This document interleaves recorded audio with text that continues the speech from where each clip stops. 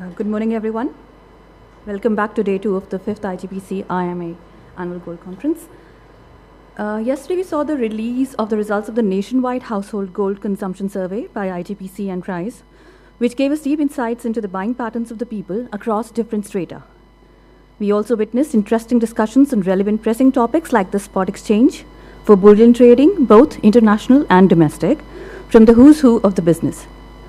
The panel discussion on the evolution of gold from being a commodity to a brand threw up some intriguing points to ponder. The workshop on international bullion exchange was a vibrant rendezvous of robust ideas and clarifications. Here's hoping that the sequel is no less engaging. Let's begin day 2.0.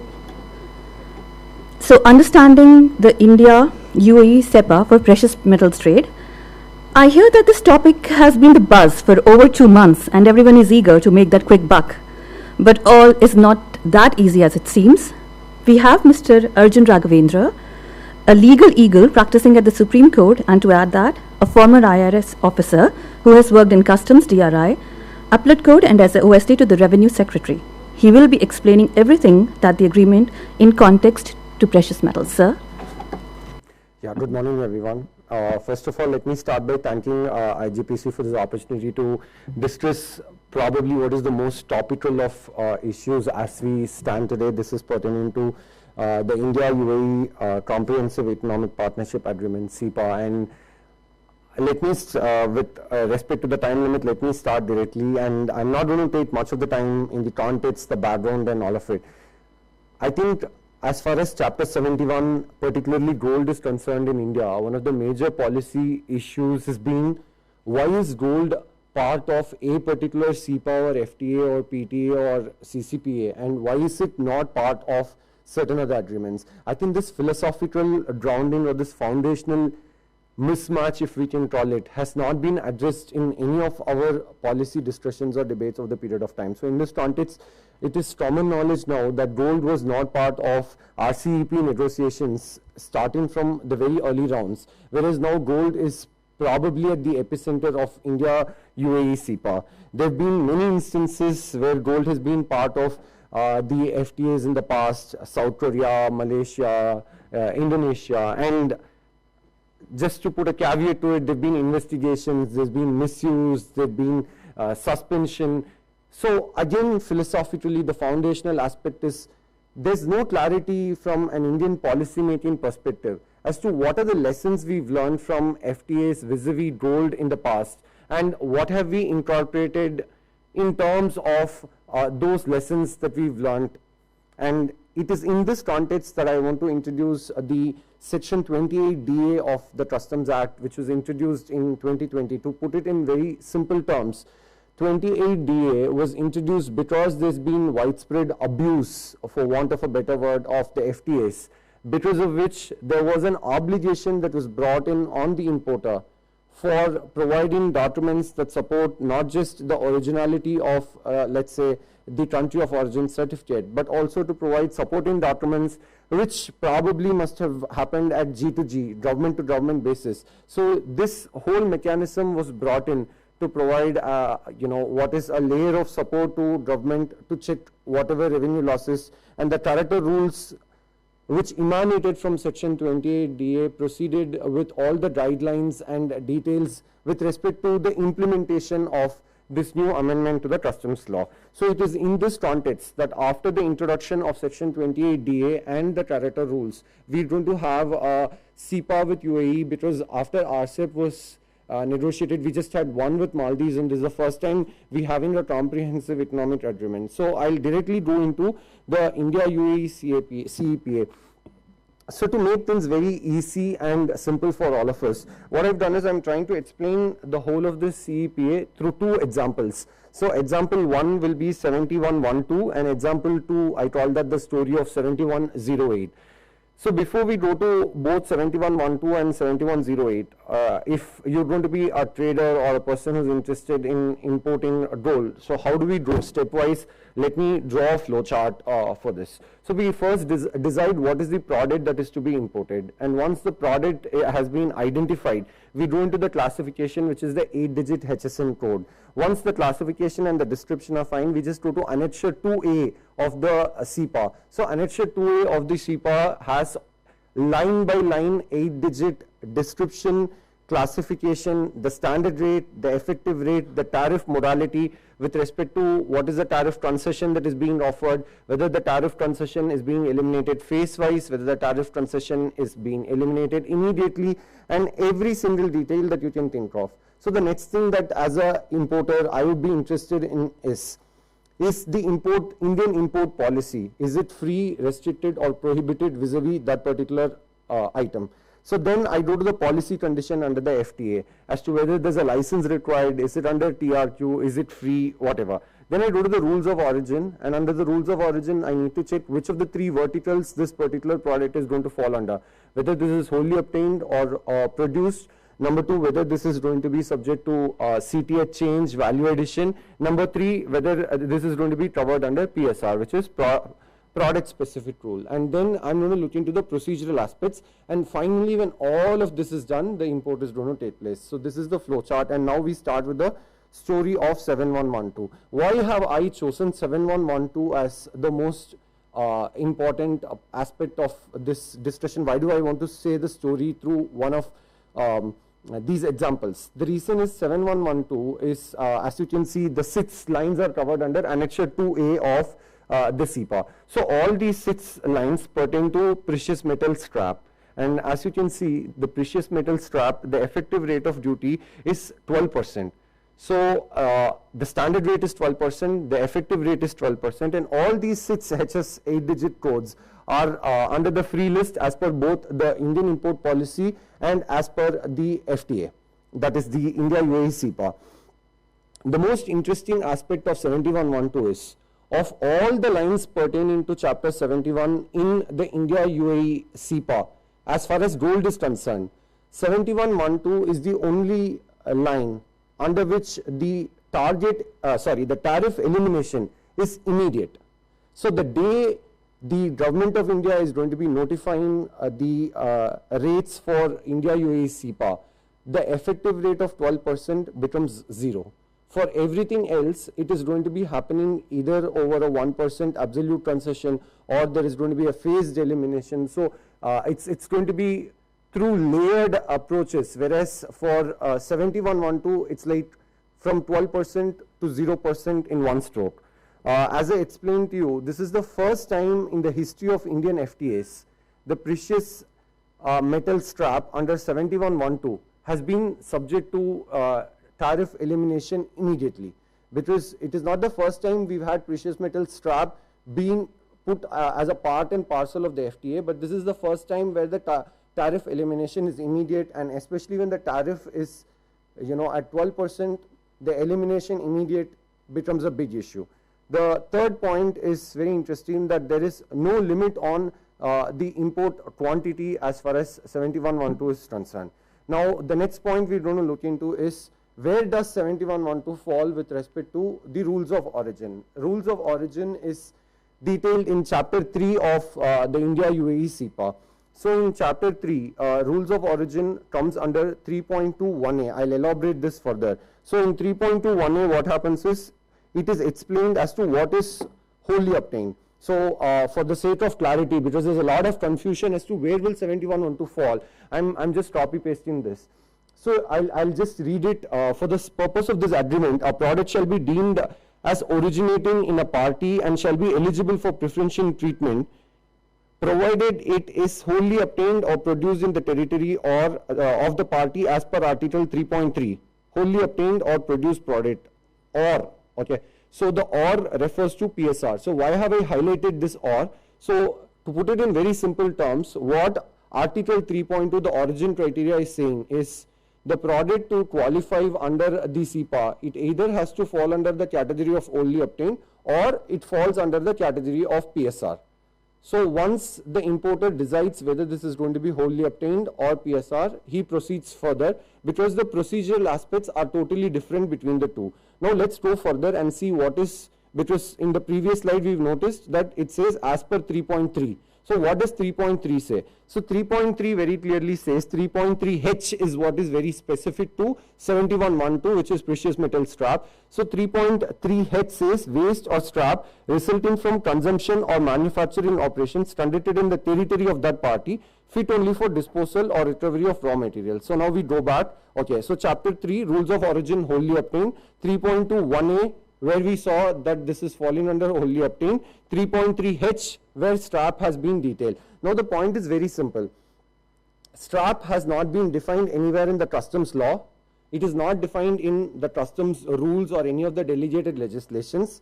Neither do we have scrap being defined in the import policy vis-a-vis FTP, FTDRA. The explanatory notes, that is explanatory notes is a compendium which is provided by World Customs Organizations, also does not define scrap, but it goes on to say what all can be scrap.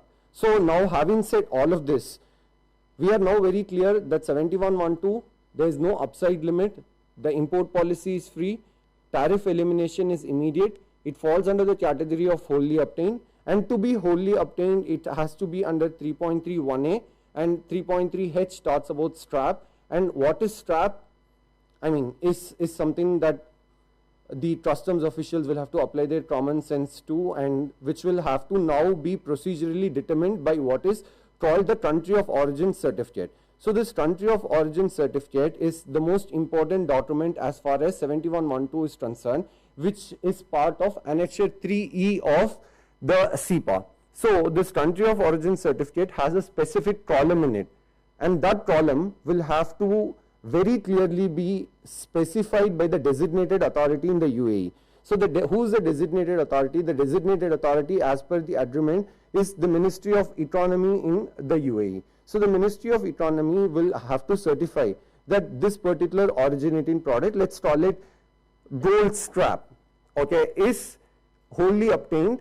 And once he certifies it as wholly obtained, that's where this important line comes into play, resulting from consumption or manufacturing operations conducted in the territory of that party, fit only for disposal or recovery of raw materials. So to put this whole legal jargon in one simple line, it precisely means that the designated authority certifies that yes, this is scrap resulting from consumption or manufacturing operations conducted in the territory of the UAE, fit only for disposal or recovery. Okay, so that is precisely what the country of origin certificate is supposed to do, and the designated authority, as I was explaining, is the Ministry of Economy in UAE.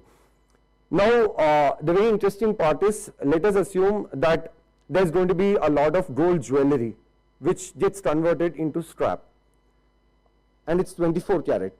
And the person is able to obtain all the certification, and upon obtaining all the certification, the import happens. So that's where, as I explained previously, section 28DA comes into place. So section 28DA, which was introduced within the Finance Act 2020, to create a layer of protection to ensure that there is no revenue leakage or misuse or abuse of the FTAs. So that plays in a very different way with respect to two verticals. So the vertical one is very simple. Vertical one is with respect to whether the country of origin certificate has been forged, whether the country of origin certificate, the signatures match with the specimen signatures provided by, the government of UAE, which are presently with the Ministry of Finance in India. So these are the aspects that they can get verified either through the importer or they get it verified at a government to government level. So the second is a bit more complicated and layered. So what is the second interesting aspect? The second interesting aspect is they get into the details. What is the originating aspect of the scrap? So that becomes complicated because this is being certified by a sovereign authority. Upon being certified by a sovereign authority, if the importer is able to provide all the documents, there is absolutely no way in which the government of India, whether under the framework of the Sepa or under the framework of the law, will be able to have any access to UAE to verify if those documentation is going to be right. So why should such degree of verification be of any interest in this case? Because the effective rate of duty is going to be slipping from 12% to 0% overnight, and there is no value addition required or no CTA change required as per the provisions of the Sepa that we have just noticed. Again, coming to the issue, there's going to be a dispute between Government of India and Government of UAE. There's a dispute resolution mechanism, the agreements to the dispute, the constitution of the panel, all of it is already detailed with respect to timelines and how a panelist should be appointed, how should a dispute be resolved. But the unfortunate aspect is this is one very time consuming. So what is it that Carator, that is the rules emanating from 28 DSA. So the rule basically says in such events, the shipment will be cleared upon provisional assessment when the importer is providing a ban guarantee and a bond. So a ban guarantee and a bond will be available with the customs till the dispute is going to be resolved. Unfortunately, this is precisely where we go back to the first slide, where I was trying to explain what have we learned from our experiences vis-a-vis Korea, vis-a-vis Thailand, Indonesia or Singapore FTAs. The unfortunate or sad reality, for want of a better word, is the revenue has not been able to win any litigation in any of these aspects, irrespective of whatever be the strength or the might of the legal case, for the simple reason that the Indian authorities do not have access to go and carry out investigations beyond the territorial boundaries of India. One. Number two, when the documentations are certified by the sovereign authorities on the other side, to disprove or to discard these documentations unless and until we have very solid evidentiary values is something that the courts in India are not going to accept. So at the maths, what is going to happen is this ban guarantee is going to remain with the customs authorities unused, unutilized for over a period of time. But finally, it is going to be next to impossible for them to prove that the country of origin certificates, unless it's been forged and unless it has been remedied by the jurisdictional sovereign authorities at the other end for them to set it aside. So now let's look at what are the concerns. I've touched upon the concerns, but I'm just trying to sum it up here. Okay. The past track record with respect to imports from UAE under 7112 may not be very high, but unfortunately the Sepa is not placing any upper limit on the quantum of imports that can be made from UAE under 7112. Neither is it a restricted commodity under the Indian import policy. So if there is going to be a deluge of imports and if they all appear to be strapped, there is no way in which this can be stopped, and this is going to lead to a lot of litigation. What I learned from a few jewelers I discussed with in the recent past is for conversion of this strap into gold bars in India, it's so insignificant when it comes to the cost mechanism that this is something everyone would probably love to indulge in. I've already spoken about the litigation aspect. I'm not getting into it, and I've again explained that it's very impossible to discard or dispute the country of origin certificate unless it's going to be forged. And even in the event of the worst case scenario, it being forged, the process of getting the sovereign to actually disown it is as complicated as it can get. So then finally there is actually no proper mechanism to monitor or regulate the precious strap imports under the Sepa as per the terms of the agreement. That's precisely what I'm trying to say. So now, having said this, we move to the next story of 7108, through which we'll again try and understand, appreciate the Sepa. 7108, again 1100, 1200 and 1300. So these are the three tariff lines which are part of Annexure 2A. Upon negotiations, there is a tariff concession, a relief of 1% in absolute terms, the effective rate of duty presently being 10%. I mean, the TRQ of 200 metric tons been played out very well in media for over a period of time now, last 20-30 days. But unfortunately, or otherwise, it's not 200 metric ton, it's 200 metric ton phased over 5 years, and it starts with 120 metric tons. So the first and primary aspect is there is no clarity as to whether 120 metric ton is going to be phased over a period of 1 year, or we don't have 120 metric tons on like day one. The notifications, as I've mentioned here, from Finance and Commerce Ministry are awaited. So the details are not clear with respect to how are the TRQ licenses going to be issued. Are the TRQ licenses going to be issued to individuals with the nominated agencies and bands acting as an interface?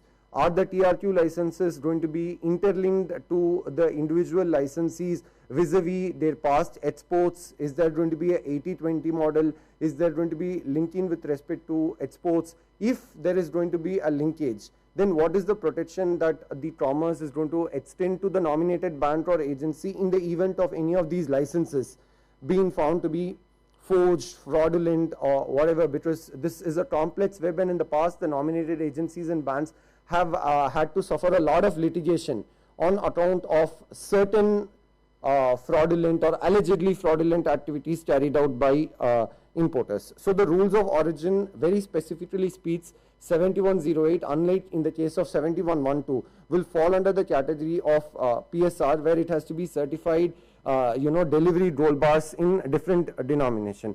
So the next point is the DGFT issued a notification which is 22/2015-20 dated 2/10/2021, which is September of 2021, where for the first time there was a caratage requirement that was introduced, where they speak about above 22 carat of gold.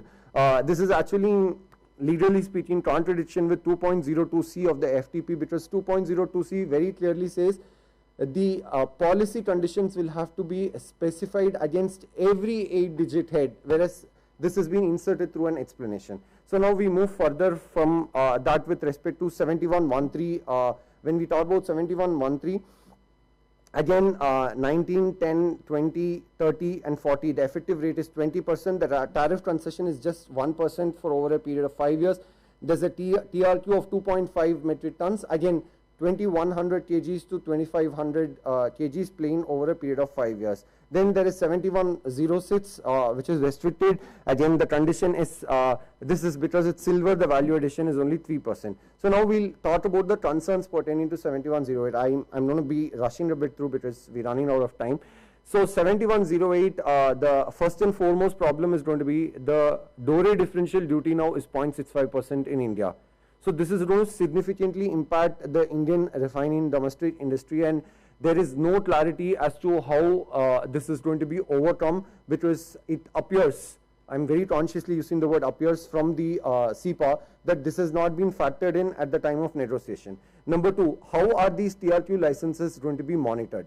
Okay, and we don't know what is the number of licenses that are going to be issued, because if the number of licenses that are going to be issued are going to be very high, then which means that each license is going to be issued for a small quantity of gold, maybe as small as 5 kgs, 10 kgs, 20 kgs. So if the quantum is going to increase number of licenses in order to ensure that more number of people are, entities are going to be benefited through the Sepa, the monitoring mechanism should not become a problem, especially in the light of our experiences, again, lessons that have been learned from 80-20 and other issues in the past.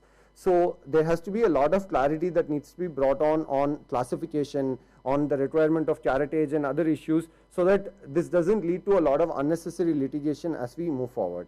Gold monetization scheme will again be impacted because of the domestic refiners being imported. So the overall concerns, this overall concerns is talking about, as we want to say that the Sepa is going to create maximum benefits, and it's going to ensure that more number of exporters, especially after the 5% import duty in UAE has been done away with. How do we address the concern of circular trading and money laundering? And this is all the more important from a different perspective, because the mutual evaluation of India has commenced under FATF, and the report is expected to be published in 2024.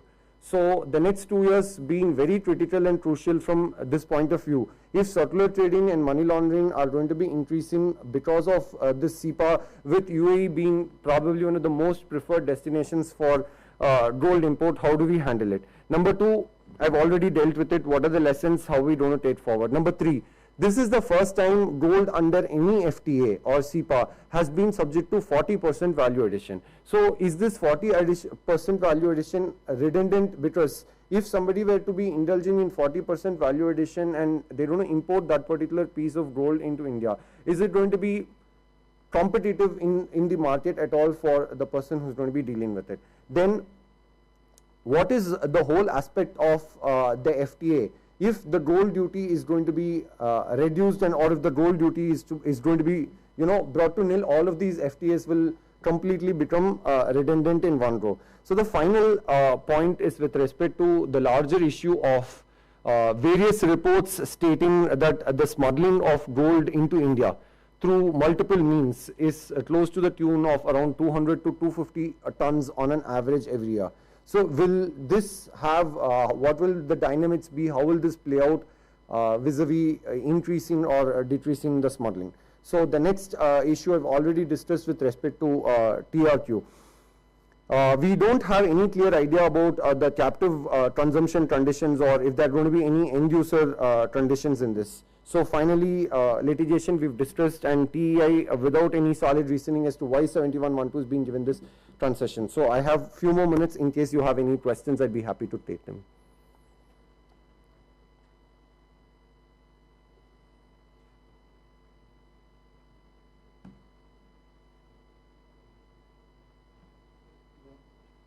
Yeah.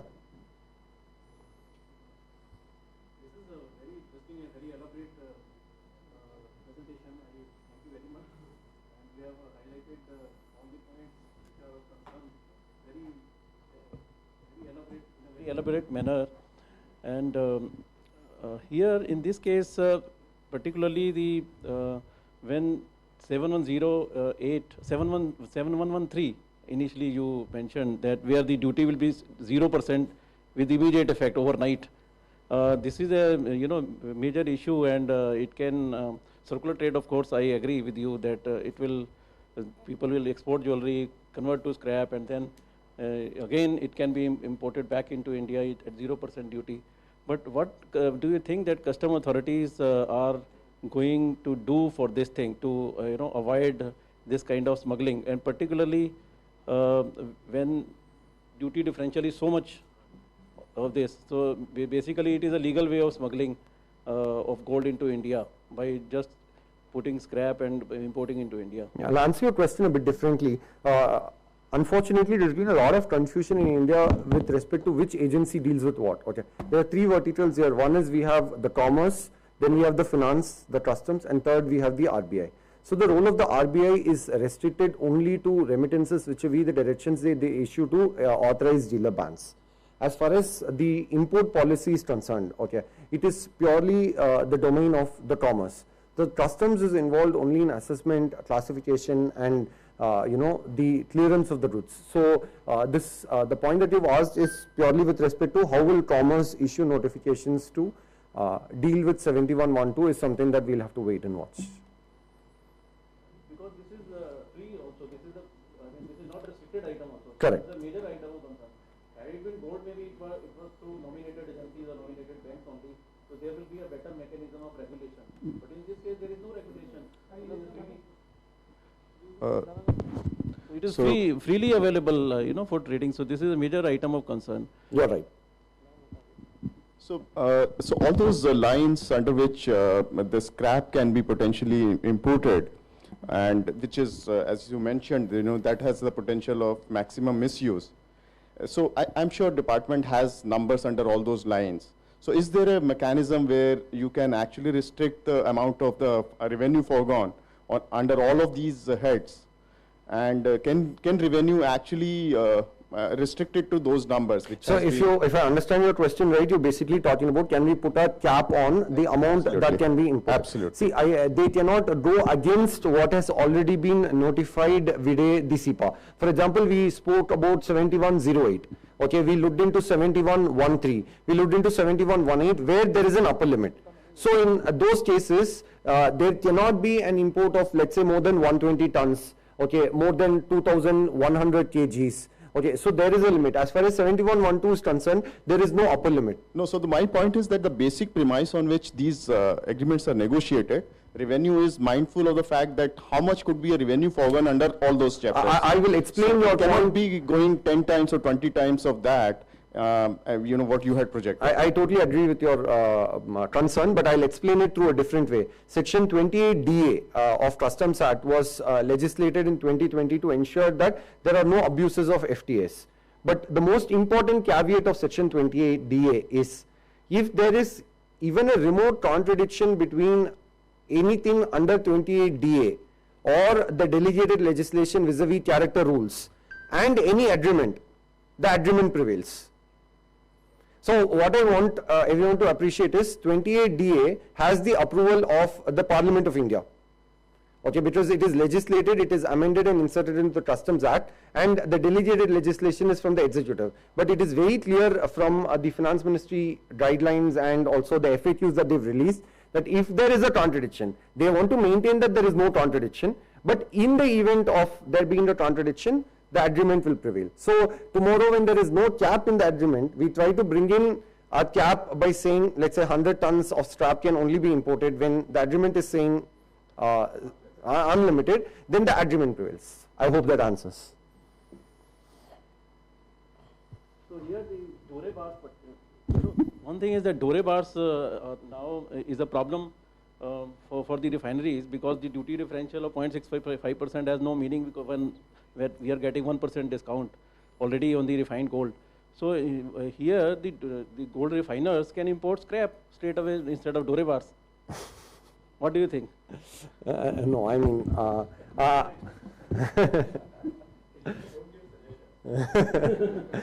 we just discussing policy. Yeah, it's idea. The industry does not need suggestions. Okay. So thank you so much, IGPC, for the opportunity, and I hope we could carry forward this discussion outside this task. Thank you very much.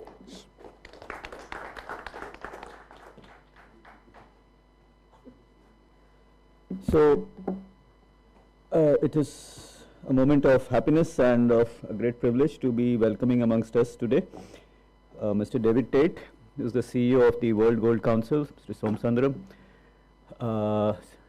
MD for the Regional Office of World Gold Council. Also we have a representative from the government here, Mr. Arul Nandan from the Department of Commerce. Welcome, sir. Before I invite Mr. David Tait to share with us his ideas, let me also share a little bit of his background. He's been a career banker, investment banker with institutions like Credit Suisse, where he was the global head of the fixed income desk, if I remember that correctly. And equally and very interestingly, at least from my perspective, for an investment banker, he also has a unique passion or hobby. I'm not sure where I should categorize it. He's scaled the Mount Everest 5 times. And he, the proceeds of all of that go to a particular charity for which he has raised more than 1.5 million pounds. So welcome, David. Look forward to your address.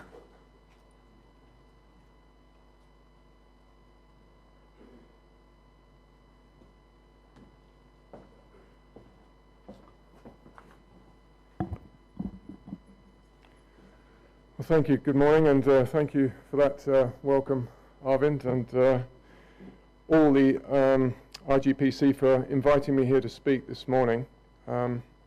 Yes, my climbing history has been put into the past now. I much prefer the heat rather than the cold now. I'm going to stay well away from snow in my future. To follow on, India is a hugely important region for the gold market, as you know. It's a major source of gold demand, and the Indian consumer market is the second largest in the world after China. Some of the most important gold trading centers are here in Asia: Singapore, Shanghai, and Hong Kong. This morning, and in that context, I'm going to talk about some of the World Gold Council's global initiatives, which, with a view to the last speech, should have some relevance to you. 50 years since the closing of the gold window, gold continues to meet the challenges of an uncertain world, but so too must the gold industry. The World Gold Council is striving to advance the frontiers of the gold market by making sure that gold meets the requirements of modern investors and consumers. Having worked for many years, as you've heard, in the interest rates and FX markets, I have seen the need for an industry to adapt to the changing requirements of its stakeholders. We need to transform and adapt to a changing environment because it's now on our doorstep, because I believe we're currently on the cusp of the fourth industrial revolution. All sectors of the economy, and indeed the way we lead our lives, are impacted through huge advances in digital technology, and the gold market is certainly not immune from this. And to ensure that gold meets the needs and aspirations of individuals and investors, in the 21st century, the current market should fully grasp the opportunities that new technologies are providing. Our vision for the gold market is underpinned by digitization and technology. Firstly, the gold industry, and this is very relevant, should operate with the highest integrity and proven provenance. Today's consumers and investors demand to know where the gold comes from, who produced it, and whether it's been responsibly and sustainably sourced. Gold needs to have unimpeachable credentials going forward, as maintaining the trust and confidence of consumers, investors, and regulators alike is key to broadening participation globally and unlocking what I believe to be huge latent demand. Secondly, physical gold has to be fully accessible so that everyone can benefit from its wealth-enhancing, risk-mitigating, and stabilizing role as a financial asset. This includes gold being traded 24 hours a day and being fully accessible through contemporary channels, such as digital investment accounts or simply one's iPhone. Thirdly, we want to ensure that gold is fully fungible, which means we should work to harmonize regional silos, reduce market fragmentation, and ensure that local and regional gold markets are fully interoperable. The WGC aims to direct significant resources to these three most important areas and hopes that the industry and in due course various regulators can come together and rally around these goals. With the technology at our disposal today, we have never been better placed to bring the global gold industry into the digital era. If we're able to combine our efforts and agree a future vision, I'm confident that gold will remain as relevant as ever in the 21st century. Over the past year, the WGC has been busy laying the foundations for the first pillar of that vision, which is ensuring integrity, transparency, and provenance of the gold supply chain. This vision requires the development of two separate but connected initiatives. The first is the development of standards to ensure gold has been responsibly sourced and sustainably produced. And so, in 2019, we launched the Responsible Gold Mining Principles, and since then, we have worked hard to increase the awareness of the important work undertaken by gold producers to reduce their carbon footprint and meet stringent ESG goals. The WGC and its members have long believed that responsible gold mining can also support sustained socio-economic development for communities and countries that host large-scale gold mining operations. Last year, we took on a quantitative approach and pooled data from all our members to quantify the industry's socio-economic contribution. We found that for each dollar of gold revenue, at least 63 cents remains in the host country, where it accrues as income for employees, businesses, communities, and governments. In addition, given the multiplier effect, for each employee of a gold company, there are almost 6 other jobs created elsewhere in the supply chain, and close to 4 more jobs in the broader economy. Equally as important, we also looked into how central bank domestic gold purchase programs can formalize the artisanal and small-scale gold mining industry, increasing prosperity and alleviate some of the socially and environmentally damaging issues that do beset this particular part of the industry. And to the second initiative, our work to ensure the highest ESG standards in our industry need to be pursued in conjunction with the implementation of new technologies that can ease the transition into a truly transparent gold market. And so, on behalf of the industry, the WGC, working alongside the LBMA, has recently announced on the 28th of March the development and implementation of a global system of gold bar integrity, provenance, and chain of custody, which will take the form of a global ledger or database of all gold bars. The WGC and LBMA hope that by securing this chain of custody and preventing fraudulent or illegitimate bars from entering the formal gold supply chain, we will be able to foster greater trust in the integrity of gold and ultimately increase the participation of both financial institutions, retail investors, and of course, consumers. The gold market is, of course, global, with consumer demand coming from across the world, and what happens in one market has reputational impact for all of us. But by working together with all international partners in all major gold trading centers, we can create a global system of integrity and provenance that consumers, investors, and regulators can trust for the very first time. All we need for this to happen is for all global stakeholders to commit to the initiative, come together, and support making it happen. See the bigger picture. We must act now without further delay, because for gold, the asset class, to enter the tokenization arena without having solved for the lingering provenance and integrity issues that have dogged this industry for so long would be to squander an enormous opportunity. An opportunity to place gold at the front of mind of not only consumers, high net worth and institutional investors, but also the minds of future generations.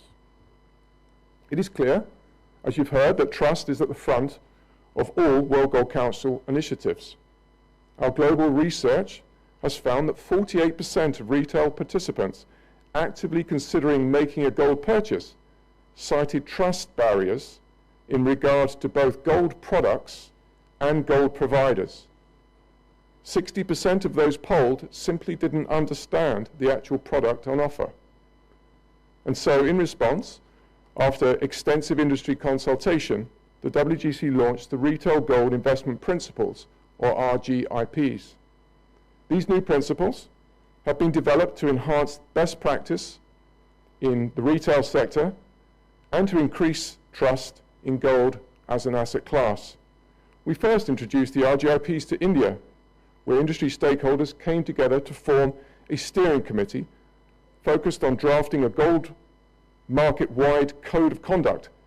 And secondly, we introduced them to Germany, where the principles have already been distributed to many thousands of investors and dealers by the largest Landesbanks. We're immensely proud of that. We're also on the cusp of extending this rollout globally, with industry engagement underway in the UK, Canada, Singapore, UK, and China. Coincident to this, we introduced a comprehensive guide to retail investment, the Retail Gold Investment Guidance, that ensures novice investors are made fully aware of the wholesaler and retailers who have chosen to adopt and live the high standards of the RGIPs. We have supported those in the industry who have adopted these principles in India with a powerful TV advertising and awareness campaign. The RGIPs are a comprehensive set of principles encouraging retailer and wholesaler best practice so that customers can feel confident when investing in gold. To further raise standards and knowledge in our industry, we will also be soon launching a professional development curriculum for gold in Singapore before rolling that out globally as well. In addition, we are continuing to make the case for owning gold to retail and institutional investors globally, and we are working hard to make gold jewellery attractive to Indian millennials and Gen Z. In this context, we have recently supported the industry with a multimedia marketing campaign called You Are Gold. This campaign will continue throughout 2022. And finally, our research, sales and marketing teams work to ensure the benefits of gold to all investors are well understood so that gold continues to play a fundamental role in the international financial system. In conclusion, our aspirations are that gold continues to meet the challenges of tomorrow. As we strive to improve the gold market, please know that the World Gold Council will continue to support the needs of investors, consumers, and all industry stakeholders alike as the best we possibly can. Thank you for the invitation to speak this morning. Thank you.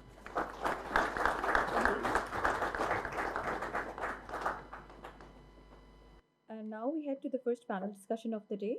The discussion will be chaired by Mr. Somasundram, who is the Regional CEO, India World Gold Council. Sir, would you please step on the stage? Thank you, sir. The panelists are Mr. Ajay Mehra. Mr. Ajay Mehra is the owner of Mehra Singh Jewellers and has worked extensively on assisting the formation of government policies in his various capacities in the past. through FICCI, PhD, CCI, and CII. He was a core committee member of the Wattle Committee, which published the Niti Aayog Gold Report. He has received numerous awards and recognition for the work he has done for the development of the industry. We don't have Mr. Vikas from MMTC PAM from the panel today. Nevertheless, we have Mr. James Joes from Chemanur Gold Refinery, former Secretary of the Association of Gold Refiners in Mint. So he has always been at the forefront carrying his, welcome sir. He has always been at the forefront carrying his technical expertise on the subject with business acumen towards bringing reforms. I also invite Mr. Dugal from GGM. He is the Director for Policy and works closely with the government on all initiatives of the trade. Mr. Ashok Gautam. I don't think any further introduction is required of Ashok Ji after yesterday's discussion. Sir, you're now the darling of the day. And we hope to drive the reforms through IRBX. I would also welcome Mr. Chirag Sheth, Metals Focus.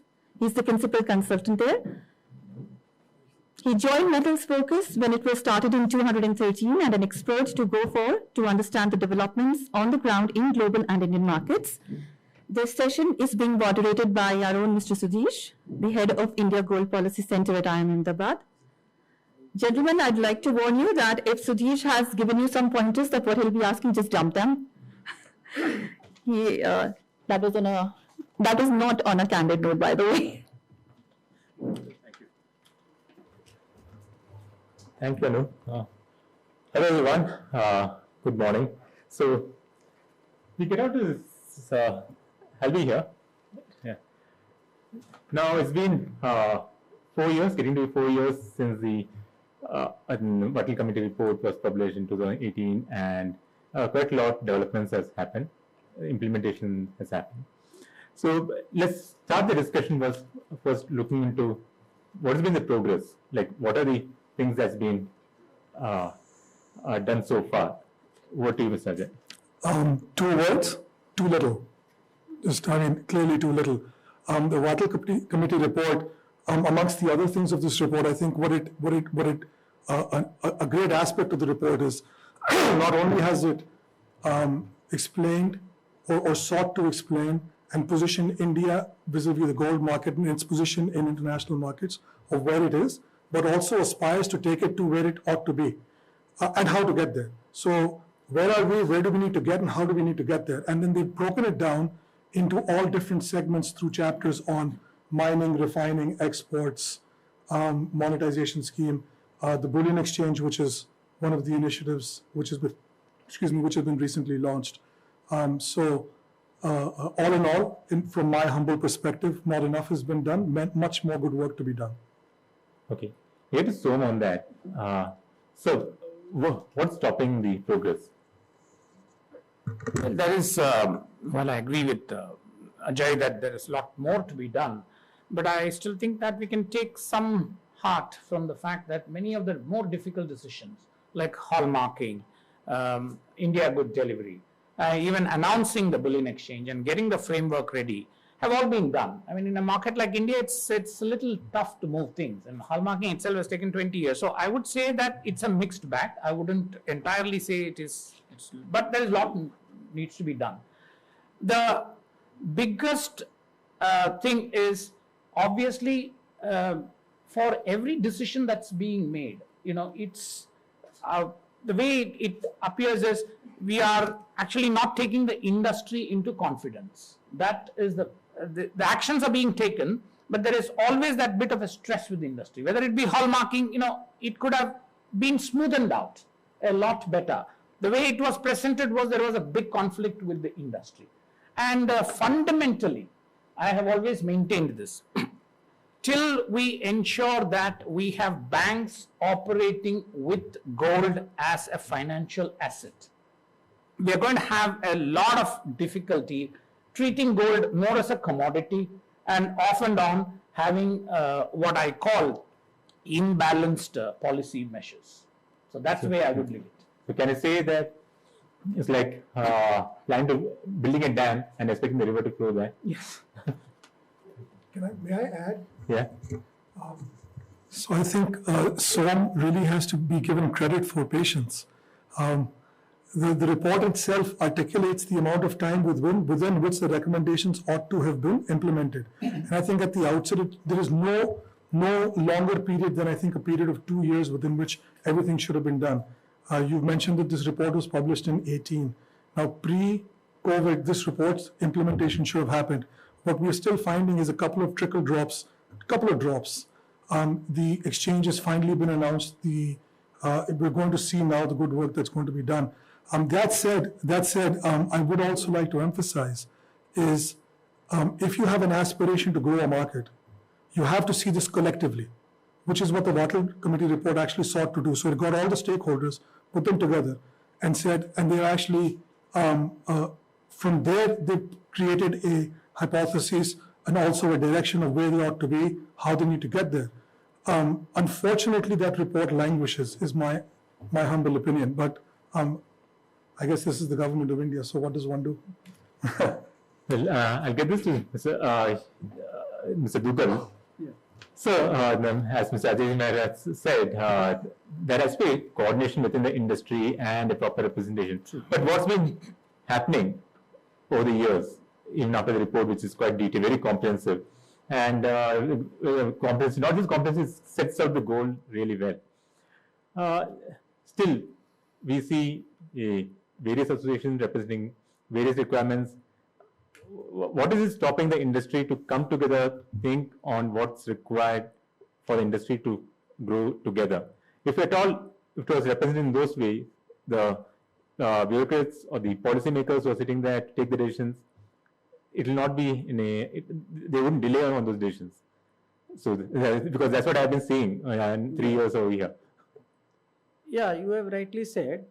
See, considering the importance and the sensitivity of the gold, the demand in the Indian market, 30% of the world's production is coming to India, and the industry is so widespread there is practically a jeweler in every village. In such a scenario, it sometimes becomes very difficult to get a collective view of the industry from the different stakeholders. Even when Wattle Committee was functioning and there were series of meetings held with all the stakeholders, they were there, the industry, the government, the associations, all stakeholders were there. There were different views coming. One view wanting hallmarking, one view wanting hallmarking on the UK standards, one view not wanting hallmarking at all. Even now, when hallmarking was finally implemented and a series of meetings were held with the advisory committee formed, so there were divergent views that whether hallmarking should be on the first point or on the last point.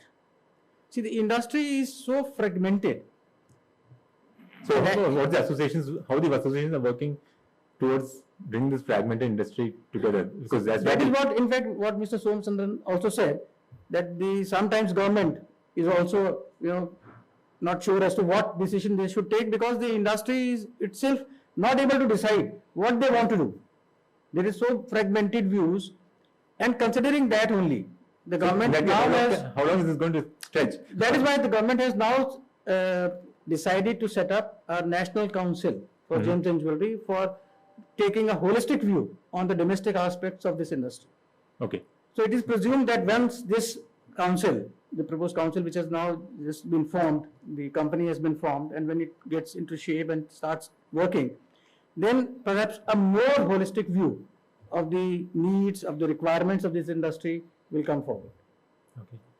So, carrying forward the point just so made, Mr. Ashok, if just for a moment think that you are not the CEO of IABX, you are rather heading the treasury of a bank, the treasury metal desk, and you see these developments happening, what would be your reaction? Like, you see this as an opportunity, or you would rather have a status quo and run the business the way it is? Thank God he has joined already. And so you are putting me in the Back to the Future series part 4 now. Okay. So I'm in a time capsule and back to the treasury room, which I always loved. Okay, I think it's a time where, we all have to understand that the moment is now, for bullion, precious metal desk. I think the time has come that we as bank treasurers, we ourselves have to go and represent to the regulator that we are ready. So there's always a doubt in the mind of the regulator whether the banks or the treasuries will be able to handle the precious metal positions, whether they'll be able to trade it. I mean, why there is a doubt, some of the best trading brains globally are from India. They've gone from here. And they can certainly be, within India, if they get the opportunity to trade in the precious metal space. We have some of the best brains who have worked on the risk management space. And what essentially, you can always say, okay, there are public sector banks, there are private sector banks, there are foreign banks who are operating in India. So you might have challenges with the public sector banks, okay. But, there also we have seen some of the best trading brains which have come out. And if there is any doubt, we can always, hire some of the best class consultancy firms, who can give us a report, how all this whole precious metal desk is to be set up, what are the risk mitigants we can look at. And in my view, it's all doable, from where we started and from where we are today, you just have to open the floodgates. You talked about the dam. You just have to open the dam gates, Let's look at, what all enablements have come from the regulator side. Whether anybody thought, and sir, India is the only country where you can remit any amount of money in a Ziffy without actually any charges. That's through UPI within India. It's all linked. So these are all enabled through government initiatives, and the regulator has actually promoted the NPCI in that sense. So this is only one part. Now we are already, quoting rupee dollar on 24/7. We are already trading on exchanges. We are already trading on external exchanges, which is right in IFSC area for currency futures. So why not bullion? Why not precious metal? I think it is all doable. And we treasurers or the body of, FIDI, we have FIMDA. These are the bodies through which we should make representation that we should be allowed to offer bullion trading products, not only for our own book, but also for jewelers like Mehraji and everybody else. So what's stopping them in that case, the banks? Because is it that the 100-200 crore of revenue, is it too small for the banks? No, so now let me put it, this is a lazy revenue. Okay. And we all become very used to of the lazy revenue. I mean, it's such a beautiful thing which is so on our. They don't want to see a 500 crore. I mean, no, 500 crore will also come. I mean, but if the 200 or 300 crore revenue comes without taking any risk in the books, I mean, I always loved it when I was on the bank side. So, I mean, we all have to see. I mean, we always had this concept of lazy banking, which is now gone away, and everybody is actually, running very hard to earn their bread. And the same thing will happen on the precious metal space. And that is what is the need of the hour. See, ultimately, we have to understand, we have already ceded that space to the China. We have already seen many of the Chinese banks coming into this bullion space and occupying, that space and taking a big chunk of business. I mean, why not here? And the more you delay, the more this space will be further entrenched and taken by the various other foreign banks, where Indian banks can now come in, because you are representing a large audience who is your consumer. So I think that's the way forward. Chirag, for last 4 years, if you have to talk about 2 or 3 major consumer markets or trading markets, which one would you rather idealize, seeing that, looking at that kind of growth, it could be market infrastructure, or it could be on the regulatory front, but they are moving ahead and it's happening fast. Which are those markets if you could explain more on those?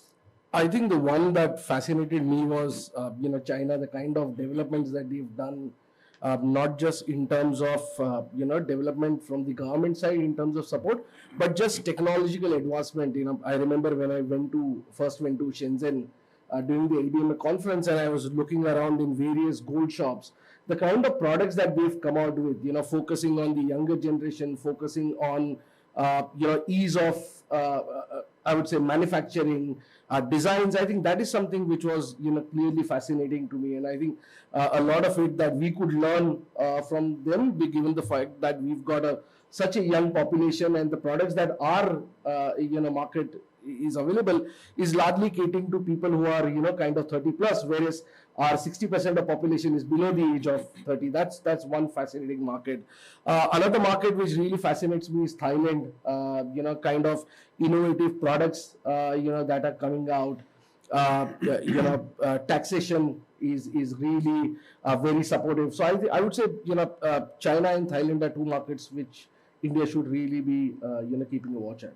So you're talking about one market which has its own mining, which is now the largest producer, and the other market which is actually imports.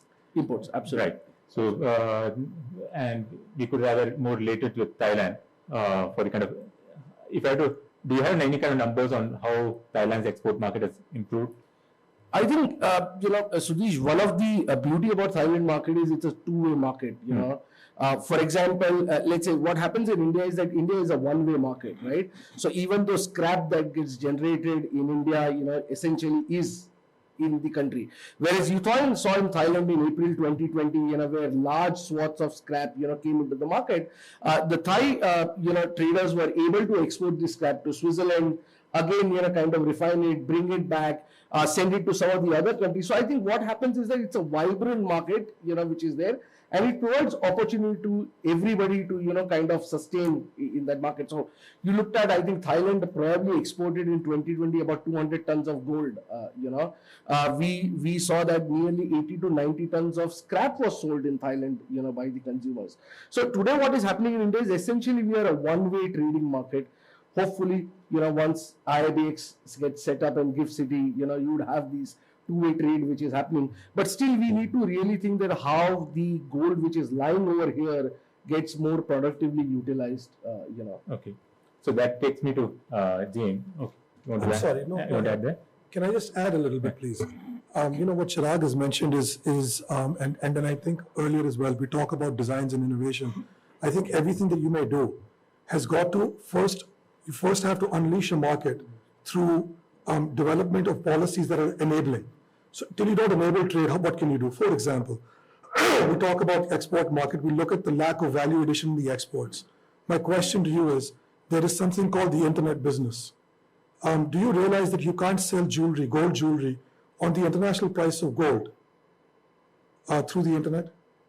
I mean, the first question is why? Why would that happen? We talk about MSME and upliftment of MSMEs using the internet, but you don't have a robust mechanism through which you can actually export on the international price of gold. Now just put that on the side and just think of something else.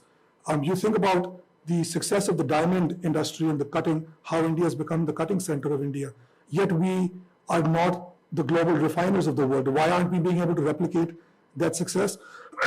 What is it that a refiner, the product of a refiner, is a gold coin or a bar? You can't export that from India. Why? Then you flip across to mining.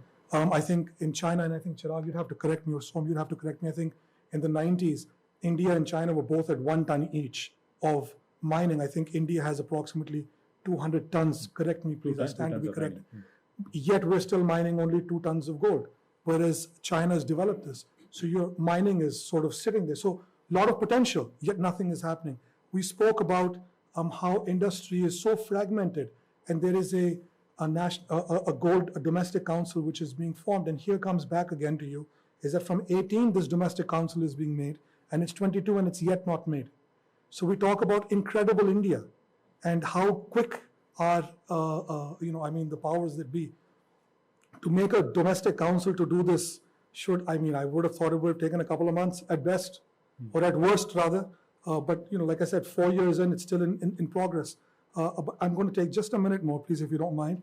But if we talk then about enabling, again, if we're talking about enabling, when you talk about exports, the question is, why is India still importing gold through the vendor assigned by the bank? Why can't I import gold? I can't. I have to do it through the vendor of a bank. So there in itself lies the dichotomy of how are you going to get cheap gold, right? We're still worrying about... So well, that's been sorted through qualified jewelers, just that the remittance needs to be allowed now. No, but my point is, I'm not allowed to choose my vendor. I'm allowed to import the gold, but only from the vendor assigned by the bank. So I mean, if Dubai is selling on a discount, and I'm saying, yes, of course, you have to be cognizant and you have to be careful about getting responsible gold and all that. But I'm surely we can import it from Dubai where you're getting it on a discount or wherever else. Yeah, I'll get to that. Yeah. So till you don't look at this holistically, you're always going to run into trouble. You're never going to be able to come together till you don't come together, which takes you back to the Water Committee report and why I think it's such an important document. James, the refining industry is almost once in 2 years got in a catch-22 situation. You think of expansion, and then there's some spanner being thrown at the industry. What do you think needs to be done? Like, why the refining industry is not actually on a regular consultation mode when such decisions are being made? One of them, if I have to take up, is the recent Sepa. At 0.6% differential and 200 tons that's going to come, to start with 120 tons comes in, I would say 30% of your market could get affected. The pricing in your market gets affected. So that's one part. And second is on the responsible sourcing. On responsible sourcing, today we look at, what is over the last 4 months, Bolivia is the largest exporter to India, the Dore exporter. And what's happening around Bolivia is primarily because of the smuggling of Dore to Bolivia from Burkina Faso, Ivory Coast.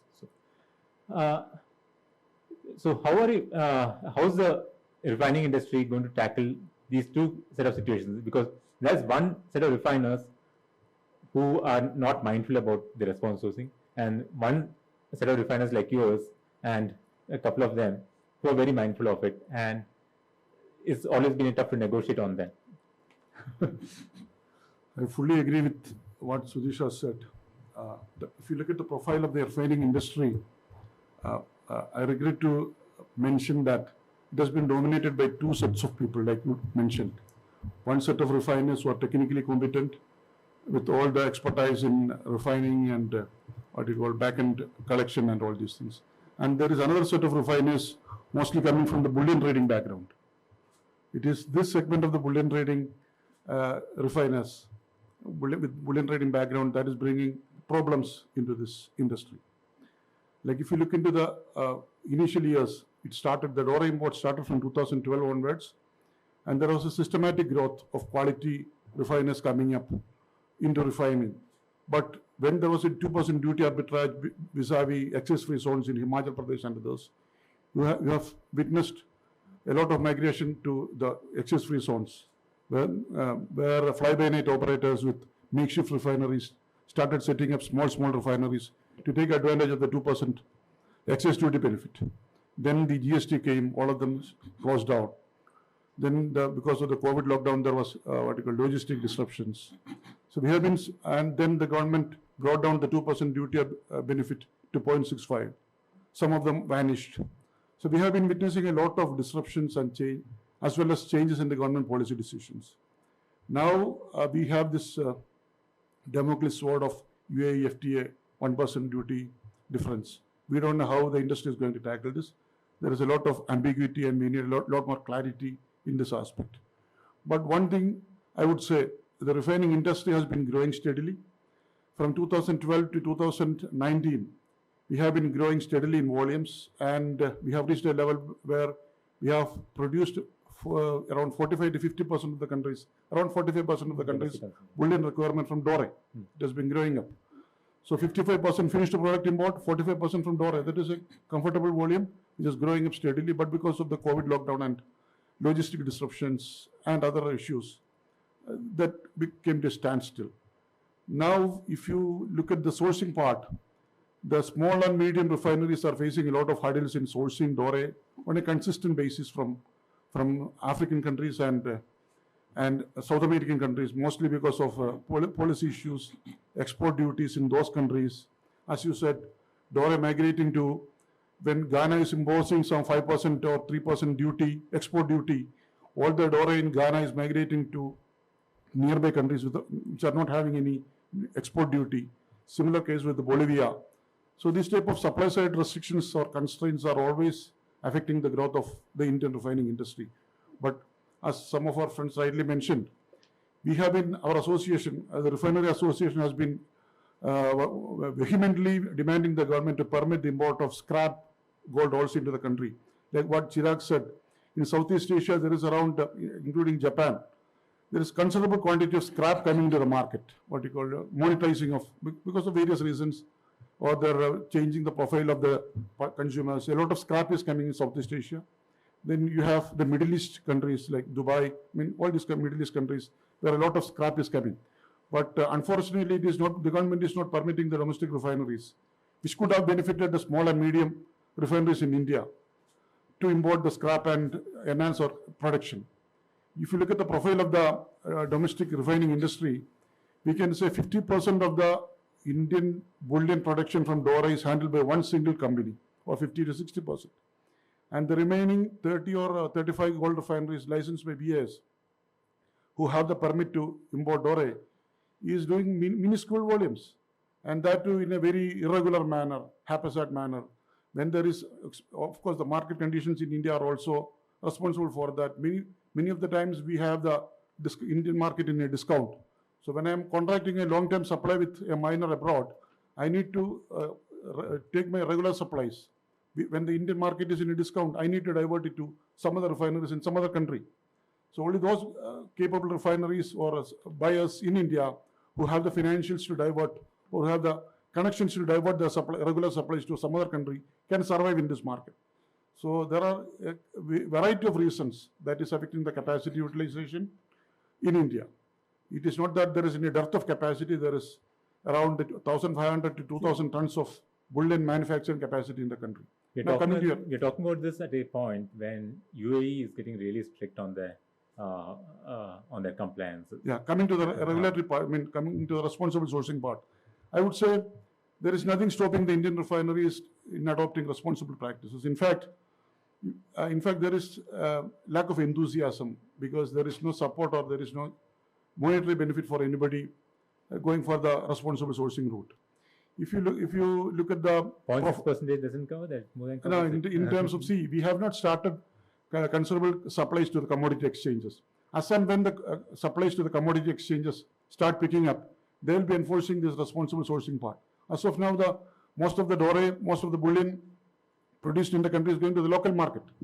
The local market is not bothered about responsible sourcing. They'll absorb anything and everything that is produced by the refineries. So I would say, as and when the spot exchange picks up, the supply from the Indian refineries will definitely go up, replacing the LBMA bullion, and then these responsible sourcing practices will be adopted more and more by the refineries. If you look at some of the refineries, I would say around 6 to 8 refineries, including my refinery, has become member of the Responsible Jewellery Council. So out of the 40 refineries in India, 8 are already responsibly sourcing accredited. But they are all on COP, right? On the RGCs, not on the chain of custody. So COP is easy. Yeah, that's there. No, the process is going. I would say the process has started. It's not that we are shying away from responsible sourcing. With the process has started, it may take 1 or 2 years' time. As and when the volumes in the exchanges pick up, domestic supply picks up in these exchanges, definitely it will be, there will be more of adherence to that. Can I just add to what James said, if I can? Just on the point of scrap, James mentioned, and I appreciate your point that scrap is a tricky, kind of thing. But if you look at some of the large Southeast Asian countries where large part of scrap is generated, the market has been able to grow, become more vibrant, and the players have become more, I would say, larger, responsible, because the government over there allows them to buy scrap from different countries in a responsible way through various guidelines, and these then have been able to kind of export. So I think what the government probably needs to look at is that if you allow scrap imports into the country after attaining certain guidelines, maybe that gold could be exported, so scrap import converted into refined bars, and that could be exported instead of using in the domestic market. So I think the government also needs to keep its mind a bit more open, when looking at these. Well, I have a different view there, Chirag. Sorry. Thing is, many of us actually know what happens in Southeast Asian countries, how the Dore is actually converted to bars and made into scrap, and then flows into those countries. But India, definitely that's not the possibility. But then something that can be done is on the GST front, so that the consumers are benefited by scrapping. When they give it for scrap, they get the GST back, so it goes back into the books and comes to a formal refiner. So that potentially is 500 tons. So something on that front can be done, all the more good. And as always, James have put the point about the tax benefit. The tax benefit for the wealth tax benefit that's being given to the customers, then all the more good that they'll be more open to come and scrap with no fear of what you call the profit on the profit that they'll have to be taxed on. So if I have to ask you on how does the industry, if you have to set it as a goal for next 8 years, if the industry has to build that trust, what are the things that they need to work on? Or is it the important one that you would say as a goal, building the trust? Yes, it is extremely important. And, David spoke and we have spoken in the past about trust being the most important thing. First of all, trust about gold, trust in the industry. Let's be very clear, industry's image is not great. Okay, and we have said that. Despite all the good work that's happening, it is, everybody knows what a big exporter this industry is, how many people are employed. Despite all that, you ask any banker, Ashok is here, you ask any banker, you give a normal loan to a jeweler, it is a high risk proposal in any bank. Small, big, it doesn't matter. Why? So we need to really ask those questions. Point is, trust is very important. And how do you build the trust? That's very key. Now, so far if you see responsible gold sourcing or whatever we are talking about, we are a reluctant party to it. We are always at the last, we joined the queue very late. Now we have a chance, and that's what we are talking about. There are two things that I want to specifically mention here. We are not marketing our own programs, but the first thing is, let us take a decisive step to say, we will be the leader in RGIP. We have done a remarkable work by, first of all, starting that project here. Collectively, let's come together, form a self-regulatory organization. Just tell the government we are going to manage our own fate. Okay, we will come back, we will manage our own fate. We will have a code of conduct, we will audit it, just like how a Chartered Accountants Institute or a lawyers club. We need to say we will have disciplinary committees, etc. Now, individual associations are doing a great job, but individual associations still are more for advocacy. What we need is a self-regulatory organization with a code of conduct under the RGIP, number one. Second, David touched upon the technology front for this gold bullion integrity, which we are now working with LBMA. We need to take leadership in that. Yesterday we had a chat with even James and others. Our point is, let us get deeper into that. Let's take leadership in that gold bullion integrity program globally, which is nothing but blockchain based. We have enough blockchain experts here as well. Let us make sure that those principles are applied here, that technology is applied here, whether it be recycling of gold. The first presentation was excellent today when he said recycling, scrap gold is coming. We don't know, but real gold might come as scrap. We all discussed that.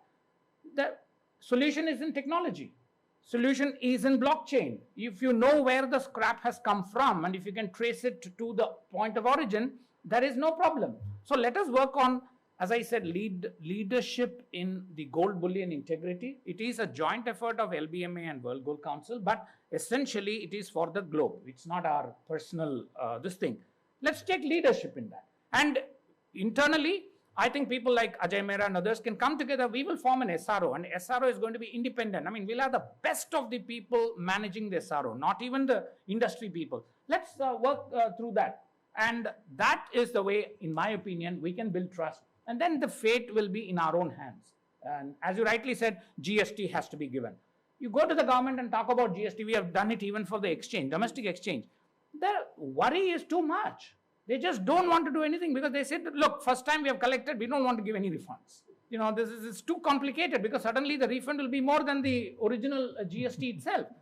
That's the fear, right? We need to tackle that. And how do you tackle that? Use technology, use what I call take your fate in your hands. That's what I would say.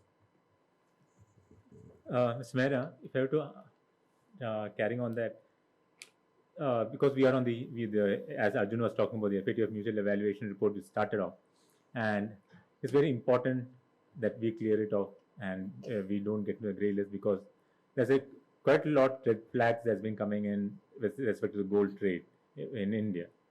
Now, we yet do not have the precious metal guidelines or rather the precious metal dealers guidelines that's been put forward by FATF. And that's very important, and it might be possible that this year we might be having. You think something like that could be forced upon, or you would have this SRO base can take it forward? What would be your approach? I would sort of sidestep both. Policy should enable trade. That's my viewpoint, that's my start point, and that's my end point. And I don't for a minute want to dilute anything about integrity on gold and how you acquire it and so on and so forth. Not for a minute do I suggest that. However, I do suggest is that the current, and I think it was somebody earlier talked about silos. Currently government looks at the entire industry, at our gold industry, through silos. So we have, while every other industry has a ministry that they work with, we deal with 7, not excluding the RBI, and they are on their own tangent.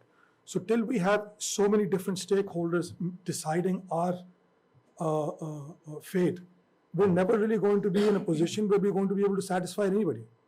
So, again, I'll flip back to the Wattle Committee report where they talked about creating a statutory body through which all these decisions should flow. All the stakeholders should sit there.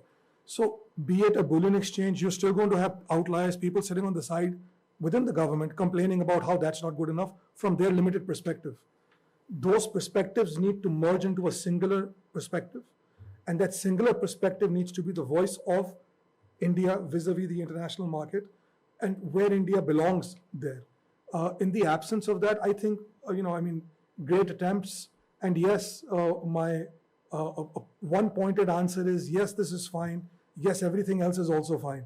But in the absence of that larger viewpoint and the larger body, a statutory body, making a collective decision where all stakeholders come forward, I think this is all going to be by the wayside. I don't think they're going to actually be able to do anything which is going to be tangible, something that would translate India's story into a reality from a gold industry's perspective. We're still struggling. We're struggling with so many issues. You talked about regulation on the refining side. You can't import from an aggregator, Dore, which is bizarre. I mean, you put it to anybody, and anybody sitting on any point will say, I don't know why that happened, but it exists. To correct it, it's taken 5 years, they've still not been able to succeed. Why is this happening? You're still going to keep stumbling. You need to sort of come back, circle together, and I think the industry as a whole needs to first come together, be it a refiner, a hallmarker, a retailer, a bullion, wholesaler, come together and impress upon the government is that we need to work together as a unit. You need to view us as singular, not as individuals and fragments of the industry. Other countries have ministries allocated to this industry. We don't even have a board. So what's to say? That policy formation needs to be corrected and amended. There's quite a lot of interlinkages there. So what's your final point? Like if I had to put work on various pillars, one is trust, what would be yours? Correct government policy so that all the good work that's happening could actually play out. I mean, you can keep doing whatever you're doing, and if you don't enable me to make an export or enable my trade, what on earth am I going to do with all the good work that you would? I think, Ajay, you've always been passionate about it. Are you talking about a single body for gold? To start with, and I think that a single body for gold is part of the Wattle Committee's recommendation where you create a statutory body, but I think that is a starting point, and it's a huge starting point, hopefully, and at some point that would morph into a ministry for the industry, so that you get stakeholders that have a longevity in the decision-making process, and from there should everything flow. So whether it's banking, whether it's, commerce looks after us, Ministry of Consumer Affairs looks after us, RBI has a view, within within the Ministry of Finance, you've got revenue, you've got expenditure that looks at us from a current account deficit point of view. So many divergent views. And everybody is making a decision based on their requirement. What the impact is on SOM, who's trying to sort refining out, is not looked at. So the customs agent says, "Arey, there is round tripping happening." I mean, round tripping in our industry is always going to happen. Boss, we import gold. That's going to be exported. But who's to explain to them? No. There is this fear. CVC. Where am I going to go? What am I going to do? Lack of decision making. So if you were to ask me to pin it down to a singular standpoint, my view would be creating a statutory body would be one of the things to be done, perhaps one of the bigger steps. But till you don't enable good policy and the policy formation doesn't support trade, you're not going to have trade. In that case, I think it's more likely that a precious metal dealers guidelines that will be put forward in a couple of months, that may be pushed through for all the trade. No, Satish, the point is, what is the end point, and what is the purpose? What is the vision of that document? What are they aspiring to do? Somewhere that needs to aspire. Transparency in the transactions. And that's fine. There is nothing wrong with transparency. But what is the view of the person that is enabling, that is imposing this or introducing this? That has to be tied up with trade. So whatever policies any country may design or any body may design, fundamentally it has to support trade. If there is otherwise we're not talking about, we're talking about a different type of a marketplace then. And we're not those marketplaces. We're looking and hoping and aspiring for free market spaces. And that's not going to happen. Mr. Gautam, if I were to ask you on how... Mr. Gautam? You wanted to say something? Okay, you want to add? I just wanted to agree with Mr. Som said. See, the industry must self-regulate itself. Right now, there is definitely a lack of trust everywhere. See, we see everyday ads in the papers. Jewelry with no making charges. How can anyone sell jewelry without making charges? And the moment government steps in, there are issues, there are compliance issues, there are regulatory issues. So it is always better that the industry must come forward, have a code of conduct, self-regulate itself, so that there is an element of trust between the government and the consumer. And only then it will grow. Mr. Gautam? Yeah. So there's two parts here. One, within the country, it's all, whatever happens here within the India, it's all fine. But the major concerns are coming up when the gold moves in and out of the country. Okay, so that's where the red flags come up. IIDX at IFSC is seen as a solution provider to quite a lot of it. And how do you think you are in a position to market that really well to the other regulators who possibly haven't bought in that idea yet? Yeah, Because IIDX has the potential, or does it have the potential to carry out a 500 to 1,000 tons of import through the exchange? Yeah. It's all doable, Sudesh. And in fact, yesterday in the panel we spoke about it. Right now, we have gold coming from various sources in the country, and once it is routed through exchange, whatever quantity we are in a position to begin with, and hopefully at some point of time it becomes the preferred gateway for import in India.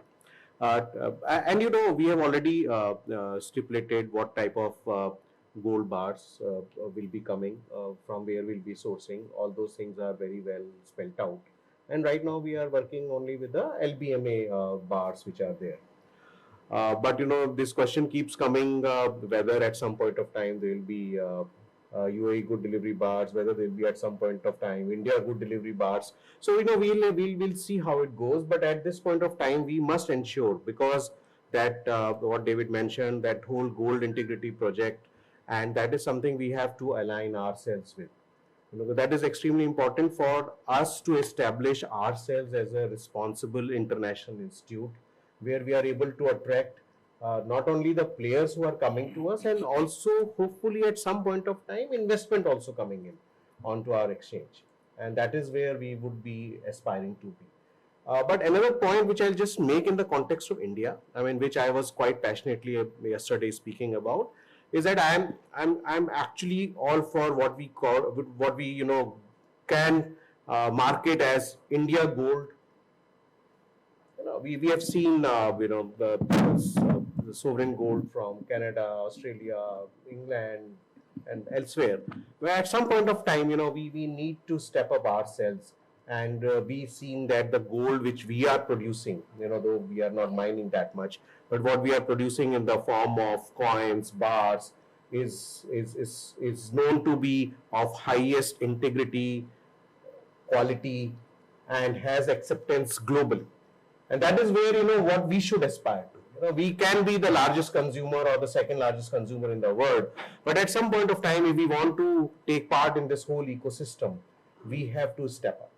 And that is what is essentially required. And IIBX is going to play a major role into it. And we have discussed there would be a 5-year plan, number of products which will be doing. But at this point of time, we have to see that the LBMA good delivery bars from the refineries which are accredited, and that bar comes here and we start trading on that, and that goes into India.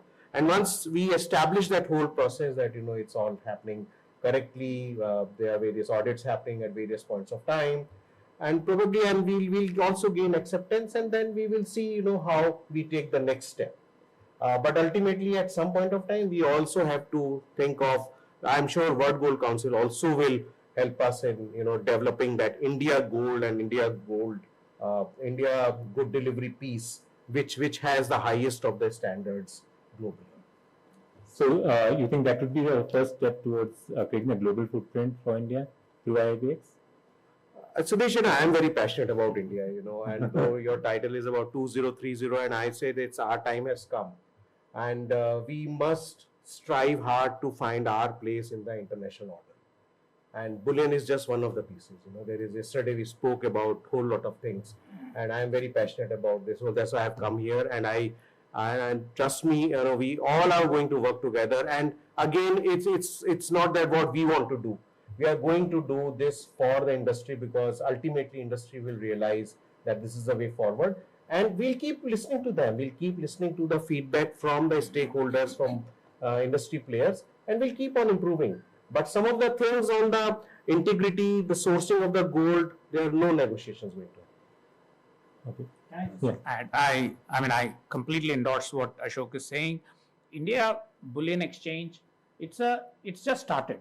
So we must keep our expectations low. We are not a mining country, so sourcing gold is going to be difficult. We already have one channel which says no duty from Dubai, no duty from Thailand, and we haven't taken a decision that all the things will flow through the exchange. But since you have said 2030, I'm just moving ahead and said, are these going to happen? Definitely. Absolutely, they will happen. Without an exchange, you can't start in 2029 and say, oh, we have grown so much and everything is there. Where is the exchange? You can't do that. You've got to start the exchange now. It's like IGPC. 7 years ago, we did not have. Now you're able to have a very, very intellectual discussion with the policymakers in a credible forum. That's the same thing. So IIBX will be successful. IIBX will also drive a lot of initiatives that we are today talking about. They seem so distant, but absolutely none of this is possible without IIBX. Now, which one do you put front is difficult. It's going to be a tough job. I don't envy him, but it is going to be a definite success. I fully endorse and approve these versions. It's just a game-changing initiative, IIBX. I am fully confident that in another 3 to 4 years' time, all these LBMA exchanges, LBMA bars are going to be replaced by the Indian bars, Indian good delivery bars. We have the systems in place. It's just a matter of introducing it and keeping it running. So we have the technology, we have the financials, everything is there. Only thing is that nothing has started so far. So responsible sourcing, everything will fall in line. And another 3 to 4 years' time, the entire exchange will be catered by the domestic bars of world-class standards. I'm confident about it. Sorry again to just butt in here, sorry. Rest. See, we also have to look at how India is going to move. Today, export of gold is restricted because we do not have capital account convertibility in entirety. because they feel that leaving exports means it is opening the coming to windows. that. Yeah. But in another 5 years, 6 years, I still think that India will be strong enough to allow these things to happen. At that time, just imagine what's going to happen to the IABX, because there is always a catalyst. You know, you create an infrastructure, you create the processes, there will be some catalyst. It is like Y2K, actually, in the pre-90s or in the 90s, Y2K built an army of people who were just working on mainframe, IBM. You know, you asked anybody in 1998, they say, I'm working on Y2K project. Now Y2K ended. Suddenly, you had a lot of trained people, which in my opinion, again, I haven't done a research on this, is what led to India becoming an IT power.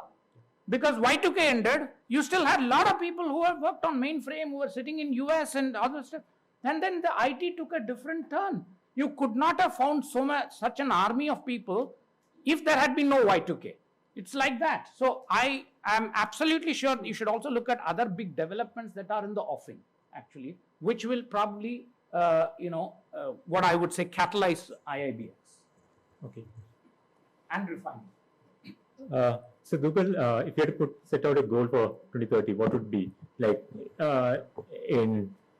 because India hasn't captured the global markets with respect to exports yet. So what are the lacunae that you would go about filling in by then? Yes, very rightly you said. There is a lot of potential, and the way forward, certain policy changes, of course, are required. Like? One suggestion which our council has given is that, in the world, there is a lot of damaged jewelry. The repair of that jewelry outside is not only expensive, but sometimes impossible. So India can become a repair hub of the world, where the jewelry can come. We have the skill, we have the manpower, the labor cost is less, it can be repaired and sent back. It's on job work basis? On job, okay. Repair. So once that comes, a lot of employment generation also will be there. So that is one policy initiative which we are recommending, and once that comes in, of course, that will also help. The second is, India has to also build a brand for jewelry. Right now, the Indian jewelry is, not having that value what it should have in the world market. So building a brand India, that is where the government itself, in fact, WGC is also pitching in. That effort would create a place where the Indian jewelry will be at upstate. So I think these two initiatives, besides the normal marketing efforts, would go a long way in promoting the Indian jewelry. Chirag, if I had to ask you, following to what Dugal was saying, which are the markets that's growing really, or the emerging markets where India should be targeting at?